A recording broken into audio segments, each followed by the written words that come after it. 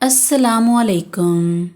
اللہ آپ سب کو سلامت رکھے اور بہت ساری خوشیاں دیکھنا نصیب کرے، آمین۔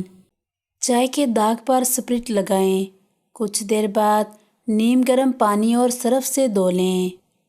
نیند نہ آئے تو خشخاش کا تیل کن پٹی پر لگائیں، جلد نیند آ جائے گی۔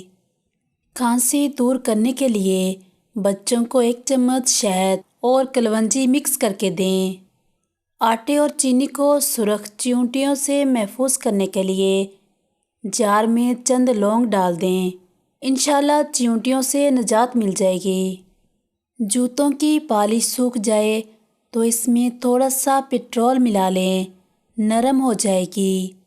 گلا بیٹھ جائے تو شلجم کو ابال کر اس کا پانی پی لیں۔